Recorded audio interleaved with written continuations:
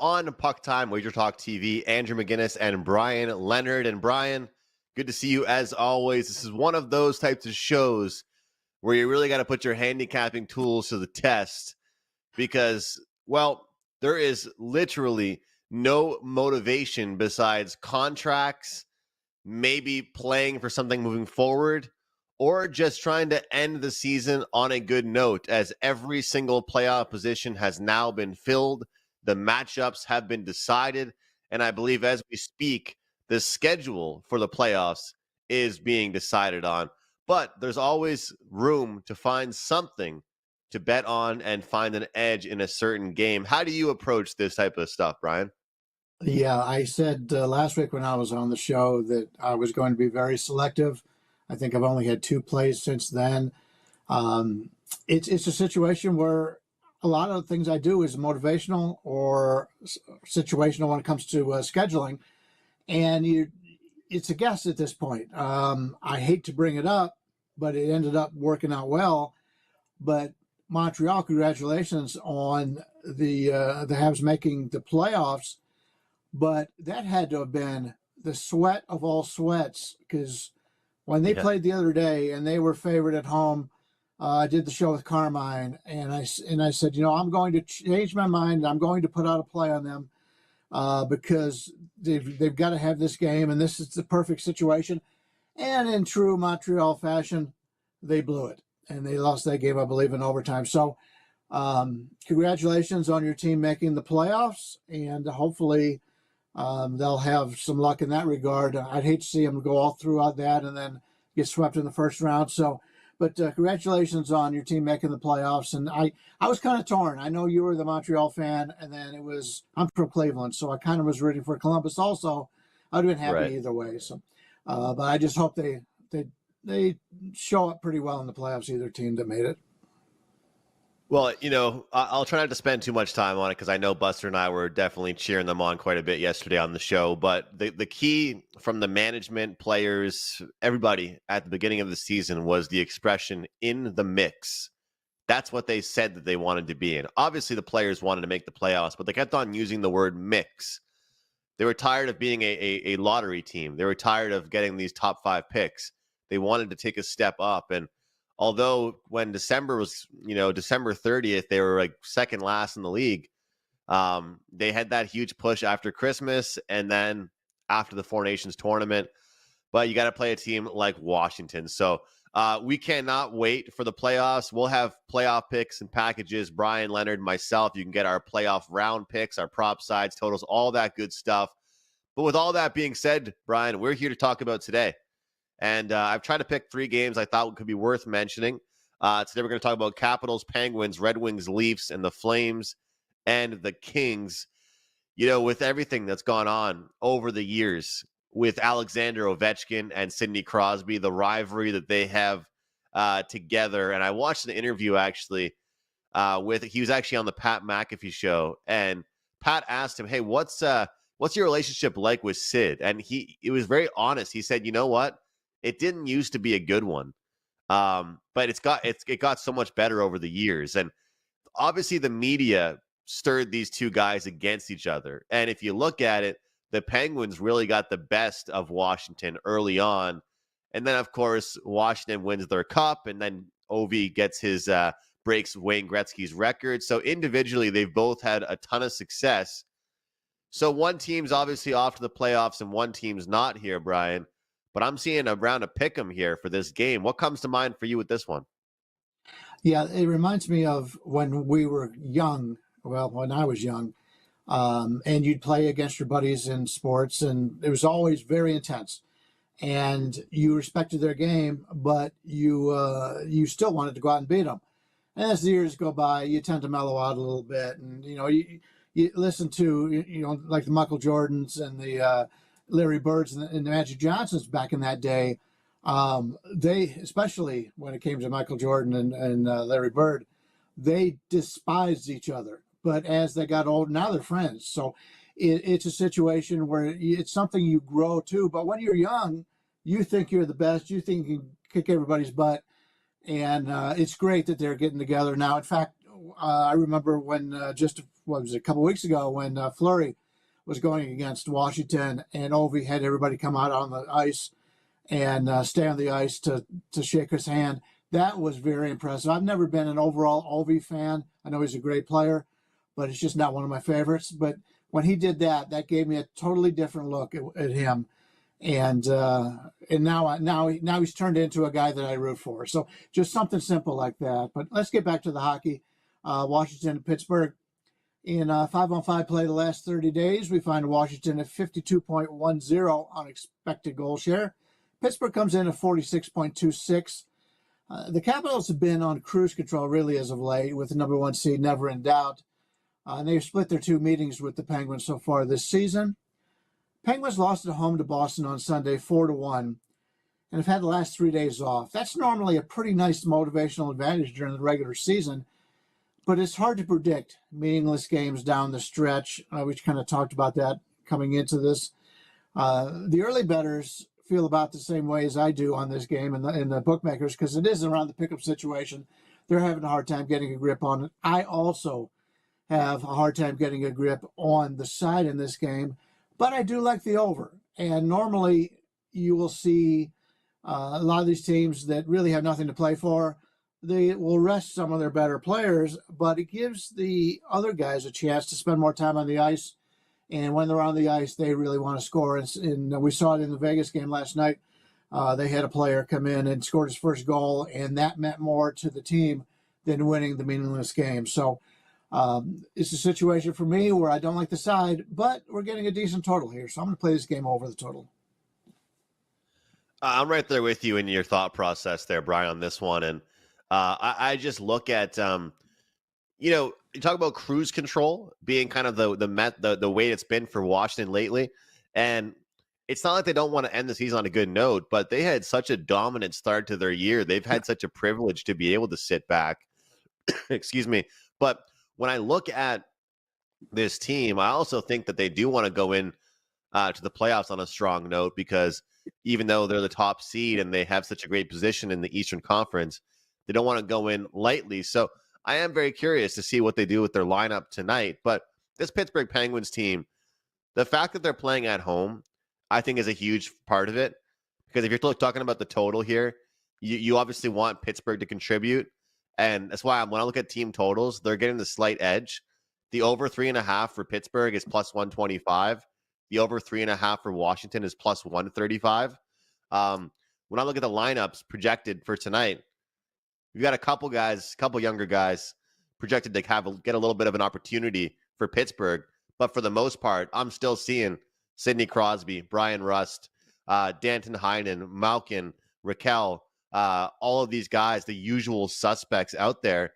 And it's because they want to end the season off on a good note at home. When you look at this team right now, they've definitely been an up and down team.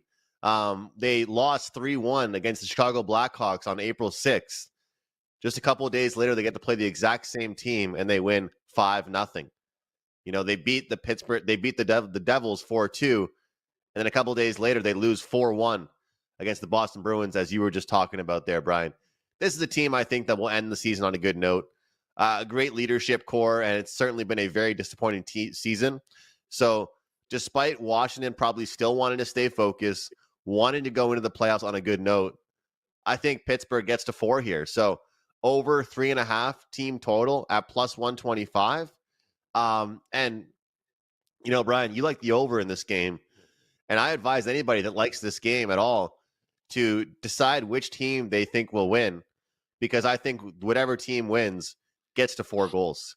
So plus 125 for Pittsburgh to get to 4, plus 135 to Washington to get to 4 goals. Should be interesting here, Brian. And how much do you think it goes into account that Pittsburgh's playing at home? It definitely makes a difference, especially with the crowd that Pittsburgh has. They're known to have a really strong fan base, and it's very important for them to go out on a positive note. I'm assuming most teams have on their final home game, they have the giveaways and a lot of that stuff. I know they have them in Vegas and they have them in a few other places. I'm sure they have that in Pittsburgh too. So the thing about the last game of the season is a lot of fans who are diehard fans kind of lose interest when the team doesn't perform well. Well, at the end of the season, that opens up some spots, especially for a team that sells out a lot, for casual fans to get in and say, hey, we might win a prize or something. Let's go check out the team. And I think that makes the home team have a little bit more spunk to themselves, where they go, hey, we've got customers here that or people coming in that are casual fans. Maybe we could draw them in and with a good effort. So that's something I take a look at. But I do have a question for you while we're talking about motivation. What's going on with Dallas? Dallas, I was out the other night watching the Knights game with Marco, and he's a guy who is very similar to me when he's looking at the schedule, figuring out when you're going to have a good game, when you can take a game off, something like that. And he was dumbfounded by the way Dallas has ended the season, and I'm kind of the same way. This is a veteran team. Maybe they know more than I do. Obviously, they know more than I do, but still, it's a team that is entering the playoffs. What, they've lost 7 in a row? I have some concerns about that. Well, a lot of people have thought it's an absolute shame with the playoff format, sometimes how it has to work out, that Colorado and Dallas are going to meet in the first round, which people think that those two are potentially two of the best. Vegas as well, Winnipeg, don't get me wrong, but it's a shame that those guys had to meet in the very first round.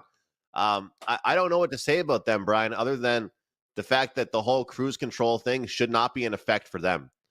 And the reason why I don't think it should be there for them is because, sure, they made the conference finals last year, but they haven't won anything. It's not like they made the Stanley Cup finals. It's not like they've had success the past few years.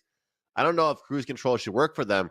And I don't know if you saw the news, but Jason Robertson, key player for Dallas, left in a brace of yesterday. So not only are they ending the season on a bad note, they can't even rest players properly. So they just lost a player definitely for a couple of games, I would say. There's no way someone can tell me a player is leaving the rink in a brace and he's going to be able to play this weekend in game one. I would be shocked to see that. But look, I've got futures on Colorado. I like them. And, I think that it's going to be real interesting to see what Dallas does because, as we always say, sometimes you got to just get to the dance. It doesn't matter how you get there. You're already in. But some teams, I think it's important for them to get into the dance on a really good note. So should be interesting to take a look at. The next one we'll look at here, Brian, and I'll just say this real quick, not every time we're going to be able to fade the team that's already in. I do think today there are some really good opportunities for it, and it just sets up very well for it. Yesterday, I was wrong with the Devils and Red Wings one. That did not make the client card, but I did give that one out on the show as a play. It was a good show, though, for Buster and I, but I did think the Devils should be focused because they need to go in on a good note. And once again, the non-playoff team beat the playoff team. So let's take a look at the New York Rangers game here, Brian. We'll see if we're on the same page here. But again, this is one of those ones where I'm following the money. I am looking at the number at minus 115 opener, circa right now, minus 137. DraftKings is only minus 130. When I see circa have a bigger number than DraftKings, that is like me having to run as fast as I can without stretching to the window because something's going on. Usually DraftKings has the most inflated number on favorites possible, and even they haven't kept up with this number here. Yesterday, the Montreal Canadiens were around plus 100 at one point. I saw some people tweeting out that they bet the Canadiens minus 155. Minus 155. And that's what people get for betting right before the game starts.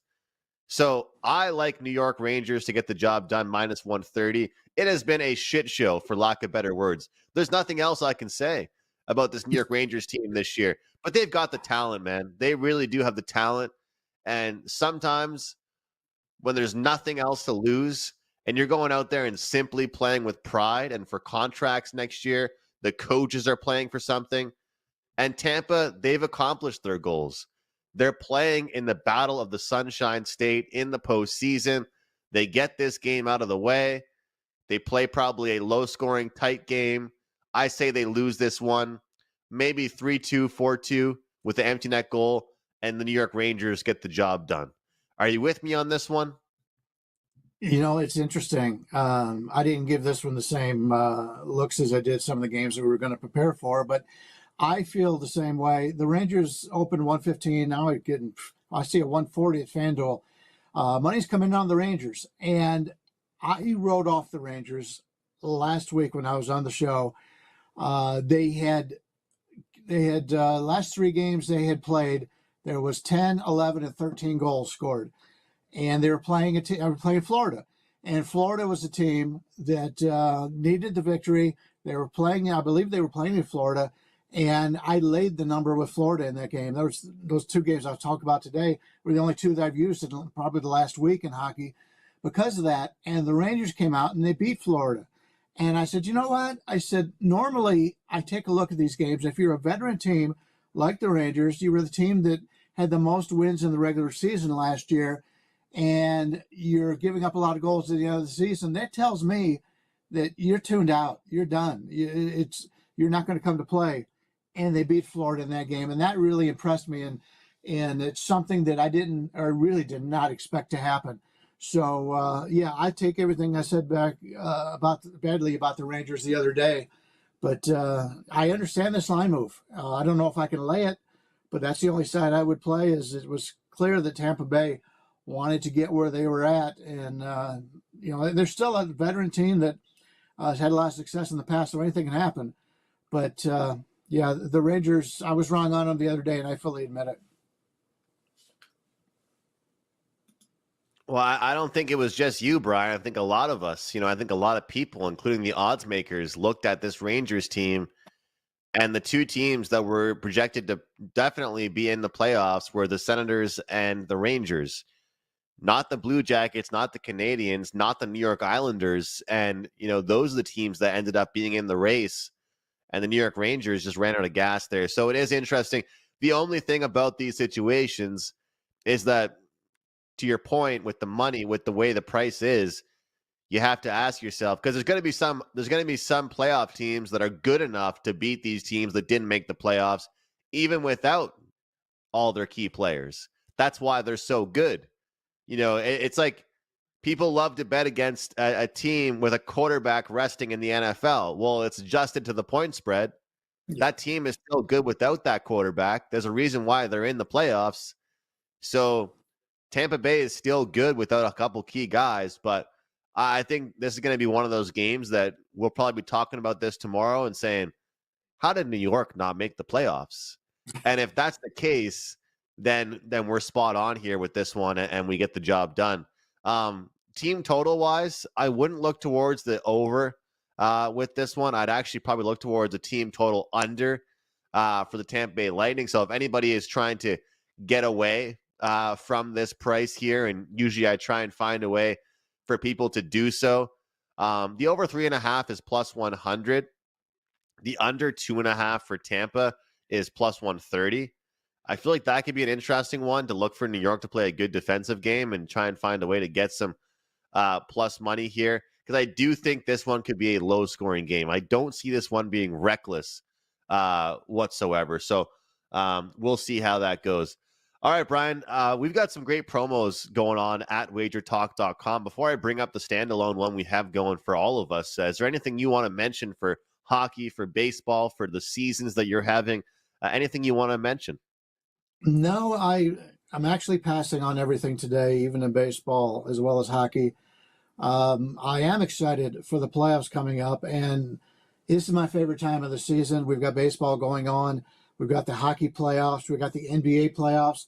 And I've said many times in the past, it's so hard to handicap the NBA on a daily basis because you never know who's going to play. By the time you figure it out, the people in the know have already moved the number on you, and you can't do it. But in the NBA playoffs, I know a lot of us have had success in the past because we know the motivations there every single day. We know who's going to play every single game.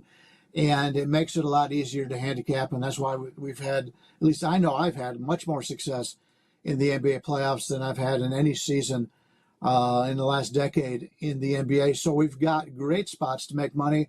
Baseball right now, the hockey playoffs here, and the NBA playoffs. And so if you're looking to buy any long-term packages, playoff packages, not only for myself, I would recommend it for anybody, because the guys who are following the sports each and every day are in the same boat as I am. And when you're getting good information like you do during the playoffs, you're able to take advantage of that. And I used to start when I started, 40 years ago or whatever. I was an NBA only handicapper.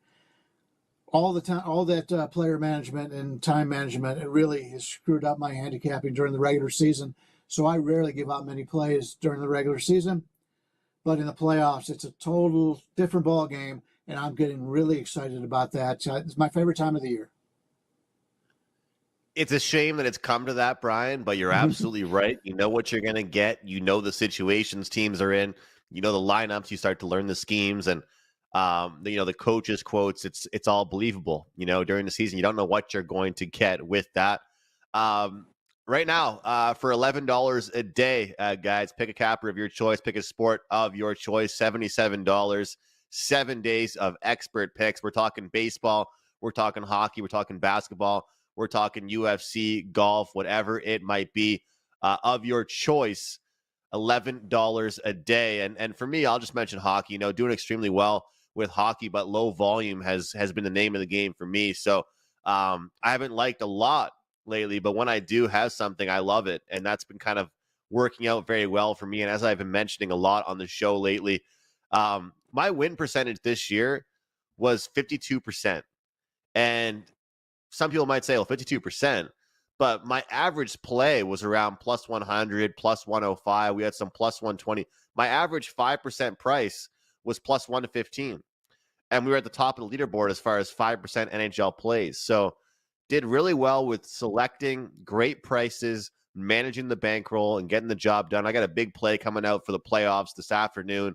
Can't wait for that. So, guys, if you want to start off with the playoffs, 7 days, or join me for an all-access pass for the remainder of the season. Looking forward to having a ton of success. I'd be remiss if I didn't mention this as well, Brian, even though I'm jealous of the guy drinking wine and cheese and having some really good times right now in Europe. Carmine is on a 10-1 NHL run. So some people say they do better when they travel. And I don't know what happened to that guy. You got on a plane and all of a sudden he's on these crazy runs. But he's been doing very well lately. So guys, don't forget about Carmine, 10-1 NHL run, moving to the playoffs. All right, Brian, I got to grab a glass of water here for a second. Vegas and Vancouver, if you could help me out, I'd appreciate that. Vegas, Vancouver played yesterday, but I will point out in that game, nobody's expecting Vegas to do well in that game. I didn't expect it, surely. Vegas did come in with benching a lot of their stars, but they did bring in Pietrangelo and Eichel, who hadn't played in a while. They were taking some time off. Stone didn't play, so they came in and they actually performed very well. They won that game yesterday. I wasn't expecting it. They played better than I thought, but talk about depth in the playoffs. That's something you need. You need, and Vegas is a very deep team. So it's something that you got to take a look at as you go on. The fourth line for Vegas has been very good as of late. So that's a game that worked out pretty well if you bet Vegas because of the depth. And I think that's going to be something we're going to see in the playoffs when this weekend comes around. Brian, you're an absolute pro because I meant to give you the Calgary and Kings game, but I love that you answered that. And it is interesting to see about the Knights because, this Knights team, talk about being a true pro. That's what I would describe the coaching staff and the players on the Vegas Golden Knights. It seems like a really well-oiled machine over there as they're quietly getting ready for the playoffs. It's one thing to be injured before the playoffs, but if you can get away with those injuries and then enter the postseason healthy, that's all you can ask of your team. And it seems like they're looking pretty good as it stands right now. All right, this one, talk about prices getting a little bit out of control here. I just wanted to mention, I thought that this game today, I thought that this one here is a little bit, I just thought that the Kings number has gotten so high that I just didn't really know what to do with it. What do you think about that one? I think it's a little bit high, to be honest with you. Maybe they just assume Calgary's not going to show. I don't know. but I think the value is with Calgary here. Both teams have fared well over the last month. 5-on-5 play. The Flames expected goal share of 55.73, which is very good. And the Kings have done that all year long. Last month, 53.97. Calgary come up a bit short in their chase for the playoffs, but a win tonight will give them a non-losing season. And getting back to the Vegas yesterday, that was one of the things they talked about yesterday after the game, was they got to reach 50 wins on the season. That was with their motivation in that game. And if you're a coach in any sport, you're trying to motivate your team. Well, right now, Calgary, if they win tonight, they'll have 41 wins and 41 losses combined with the overtime losses and all. It's still 41-41. That is some way for them to motivate the team here. I think that's going to be a little bit of motivation for them. They've also won 3 straight, so they can end this season on a positive note, winning 4 straight, ending the year. They do it against a divisional rival. So Calgary also won both games against the Kings this season at home. So they've been able to match up pretty well with Los Angeles. Tonight they're going to bring up some of their young guys. They got 3, what they hope to be future stars, getting a chance to play tonight. So that also brings a little bit of excitement to the game for Calgary. So that's the side I'm leaning with here. And, you know, Los Angeles, they're set to take on their playoff nemesis, Edmonton. They've had an astounding home record mark this year of 31-5-4. I guess if you're looking for a motivational edge from them, to be able to play an entire season and not lose double digits at home, that's pretty impressive.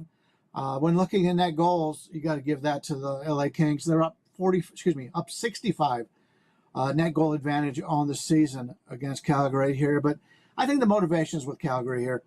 But after being in full win mode for the past 3 weeks, we likely won't see the same emotion tonight.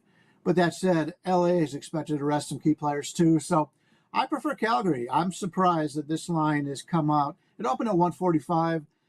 Now it's up to, I say 162, 170 out there at one place.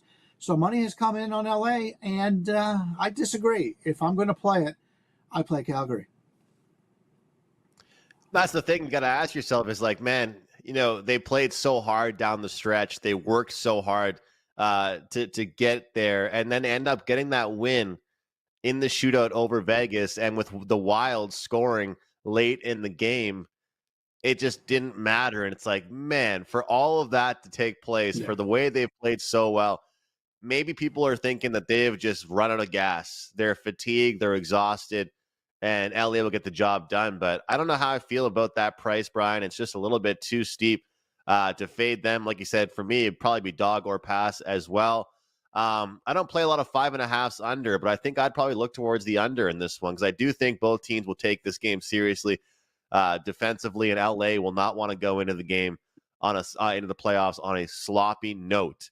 Brian, one thing I've noticed about one other team, and I'm just literally testing you here. I'm throwing every single game at you. I'm gonna have to, get Carmine back on the show here to keep me in line because I'm just throwing random games at you now. But one thing I've noticed about the Maple Leafs is that since their new coach took over, they've done a bit better of a job of not having letdown spots. And I think that right now, looking at this Leafs team, they have been able to not have to worry about their team losing focus in the point of the season. Right now, this is a meaningless game for the Maple Leafs. They're playing at home. Do you think they show up for this one against the Detroit Red Wings? Because I think the Red Wings are going to care about this game. Yeah, it's interesting. The line opened at 160. It's taken a little bit of money, but you can still get 160 here on Toronto if you like it. There's another reason why I'm a little bit sorry that Carmine's not here, or at least a Toronto fan, because of the situations they've had getting to the playoffs and losing early, and the whole bit is kind of interesting how they're going to finish this game for this season. But 5-on-5 play, the last 30, Detroit comes in at 48.34, and expected goal share to Maple Leafs 53.23. So they're coming in on a pretty good streak here. And despite being eliminated from the postseason, the Red Wings enter playoffs on a nice 6-3-1 run. So even though they got eliminated not quite eliminated, but they were really a long shot for a while, they're still playing some pretty good hockey. a second game of a back-to-back as Detroit defeated the Devils in New Jersey yesterday. You talked a little about that game earlier. It's also their 5th game in 8 days and 3rd in 4. So you got a tired team, but you have a team that has outperformed what I thought they would do down the stretch. They played some competitive hockey. Toronto's clinched the 2nd seed in the East, but they're 8th overall in scoring differential. So this is a team that I think a lot of people, I've read a lot of national writers that think Toronto could take it all this year. I'm a little concerned about that. They may be the 2nd seed here, but the West is a lot stronger than the teams they'll play in the East. Washington has put up a better mark than they do. In fact, the 3rd seeded team in this conference is Tampa Bay. And if you take a look at the net goal advantage on the season, Tampa Bay is plus 43 net goals over Toronto. So Tampa Bay is the better team also going into the playoffs. Toronto is peaking with a 12-3 record entering the playoffs. So to their credit, they are playing well right now. We'll see how it goes, but the early money's come in on the Red Wings, and it got hit a little bit. Toronto got hit a little bit lately, but I like the Red Wings side. You got to expect Toronto to rest a little bit of their players tonight. That's the only way I would look in this one. I like Detroit. Brian, similar to the last game we talked about, I'm just going to choose to go with the under. I think that the Maple Leafs have to start off playoff mode right now. Maybe it won't be superstars. Maybe it won't be a lot of scoring. You know, Detroit's going to care about this one, so I wouldn't argue that pick you're making. But I think the under is the play here. They don't want to go into this playoffs. I don't care who's out there on the roster for the Leafs tonight playing pond hockey. If you show me a 5-4 scoreline tonight, it'll be an absolute disgrace for this team. They're going to want to play a defensive and tight checking game to get started right now on playoff mode. That's what they're going to need. And I know a lot of people are writing off Ottawa and saying they don't have a chance. But I think that if they get bought into playoff mode now against Detroit, it will help them out big time and get them prepared for what should be a physical series against the Senators. So another under for me will go on here. All right, Brian, I have tested you. I have probably confused you. I've given you a million games to look at. I appreciate working with you. I love talking hockey with you. And you know what? There are ways to make money tonight in the NHL. There are spots for us to bet on tonight in the NHL. Do you have anything up or anything looking forward to the playoffs? And if not, what's your show best bet for Thursday? Yeah, as I mentioned, I'm passing overall today. No need to force things. We got better opportunities when the playoffs start. I'm going to go back to the first game we talked about, was that Washington-Pittsburgh game. I think we both kind of like Pittsburgh, and I also like the over in that game. I'm going to use that as my best bet. I do want to point out that I'm now seeing 3 of the major sports books, Pinnacle, DraftKings, and FanDuel, have now gone to 6.5. This was really juiced 5.5 on the overnights at minus 130, but there's still 6s out there. So I like the over in that one, but search for that 6, and you can get it at minus 118, minus 115, minus 20 right now.